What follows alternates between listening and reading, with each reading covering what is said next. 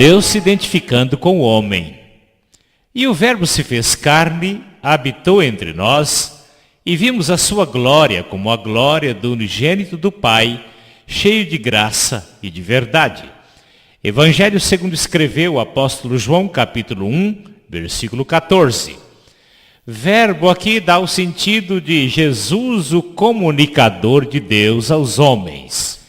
Conta-se que Billy Graham, o grande evangelista norte-americano, quando ainda adolescente, pastoreando o gado de seu pai, buscando aprendizado com o comportamento de todas as criaturas, sem perceber, pisou em um caminho de formigas. Observando-as em guerra umas com as outras, como se elas fossem culpadas da tragédia, Billy Graham lamentou: como gostaria de falar a estas formigas, dizendo-lhes que eu fui o causador de todo aquele transtorno. É impossível, pois para elas entenderem a minha linguagem, é preciso que eu me torne formiga como elas são. Deus, olhando do céu para a terra, exclamou: não há justo, nenhum sequer. Não há ninguém que entenda, não há ninguém que busque a Deus. Todos se desviaram e juntamente se fizeram inúteis. Não há quem faça o bem. Romanos capítulo 3, versículos 10 a 12.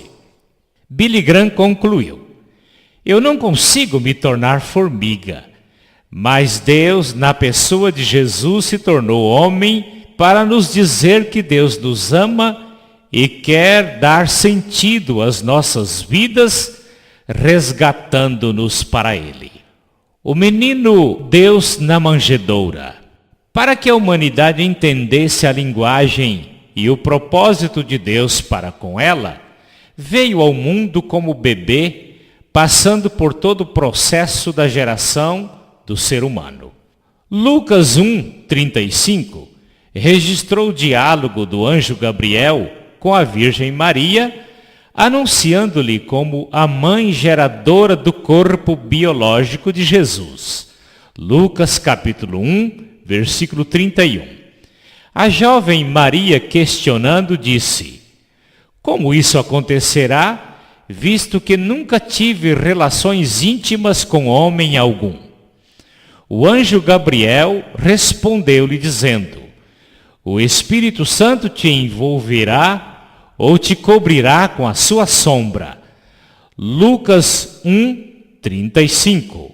A linguagem envolver ou cobrir é muito usada no mundo animal e racional, substituindo a palavra acasalamento ou relações sexuais entre os mesmos.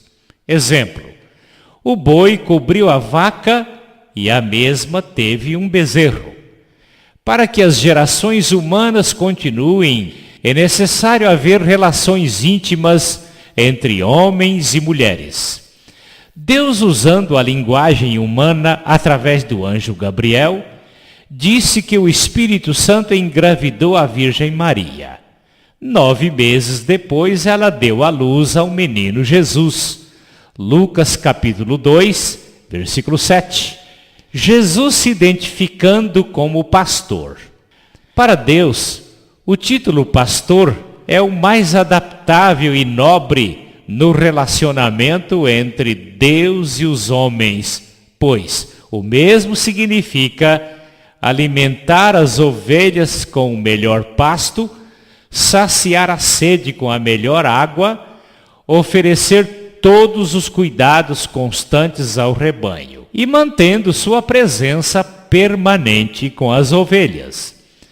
Durante seu ministério terreno, Jesus voltou suas atenções e cuidados para os mais carentes e desprezados da sociedade. Quando precisaram de alimentos, Jesus os fez e os faz surgir do nada, como foi o maná no deserto e as multiplicações de pães. Isso sem falar do seu controle na natureza para produzir tudo que o ser humano precisa para viver. O nascimento de Jesus numa estrebaria de animais. Deus, na sua onisciência, escolheu previamente a estrebaria de Belém da Judéia para Jesus nascer. Com que propósito? Talvez para começar a sua identificação como o supremo pastor da humanidade e provavelmente para dizer com gestos aos animais ali presentes que ele veio para substituir o sacrifício dos mesmos pelos pecados dos homens. Creio que também na sua busca da identificação com o homem, o levou a usar como seu primeiro berço o coxinho de rações para animais denominado de manjedoura. Outro sinal de sua identificação como pastor foi a escolha dos pastores aos redores de Belém da Judéia como os primeiros a serem avisados do seu nascimento. Lucas capítulo 2, versículos 8 a 20. Sua identificação como pastor durante o seu ministério. Eu sou o bom pastor. O bom pastor dá a sua vida pelas ovelhas. João capítulo 10, versículo 11. Notemos que Jesus deu a sua vida na cruz para salvar a humanidade, caracterizado no bom pastor. Em João capítulo 10, versículo 9, Jesus diz: Eu sou a porta. Se alguém entrar por mim, será salvo. Entrará e sairá e achará pastagens. Segundo dados, as estrebarias eram construídas no porão das casas, e por haver somente as colunas das portas, o pastor dormia naquele vão todas as noites, de sorte que quem quisesse entrar na estrebaria teria que passar pelo pastor. Com base nisso, Jesus usa a linguagem: Eu sou a porta das ovelhas. João capítulo 10, versículo 9. Sua identificação como o Emanuel. Esse título alusivo a Jesus lhe foi dado cerca de 740 anos antes do seu nascimento. Foi um sinal dado por Deus ao rei da tribo de Judá, isto é, o rei Acaz, para acalmá-lo numa crise. Naquele tempo, os reinos estavam divididos entre Israel e Judá. Os reis da Síria e de Israel haviam feito aliança para destruir o reino de Judá. Diante da crise, Deus mandou o profeta Isaías para acalmar o rei Acaz, rei de Judá, que aqueles dois reis não passariam de 2 pedaços de tições fumegantes e nada poderiam fazer contra Judá. O sinal que Deus deu ao rei Acaz, através do profeta Isaías, foi: Eis que a virgem conceberá e dará à luz um filho, e será o seu nome Emanuel. Isaías capítulo 7, versículo 14. Questionamento: se a crise entre os reis da Síria e de Israel contra o rei Acaz era fato do momento, o que significaria o nascimento do Emanuel cerca de 740 anos depois em relação à crise?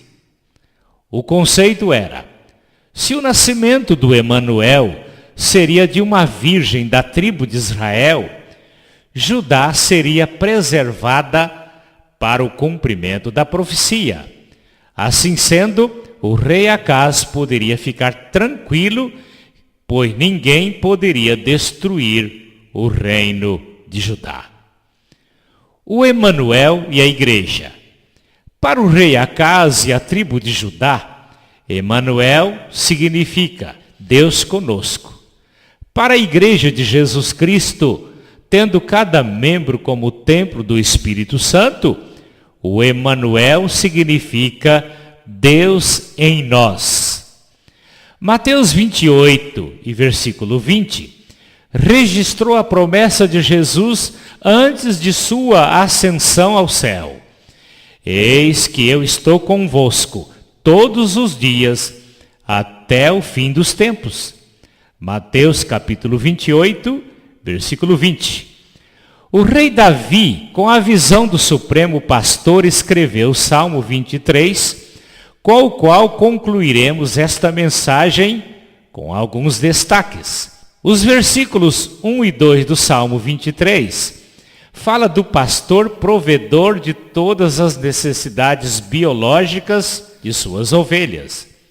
O versículo 3 fala do pastor dando alegria e guiando suas ovelhas no caminho da justiça plena. O versículo 4 fala do pastor sempre presente nos cuidados às suas ovelhas através das figuras do seu bastão e do seu cajado. O versículo 5 fala do pastor que faz de cada membro da sua igreja um sacerdote para representá-lo neste mundo. O versículo 6 fala do pastor que tem o seu rebanho habitando com ele para todo sempre. Que tal você que ainda não tem o pastor eterno, recebê-lo em tua vida e viver com ele para sempre?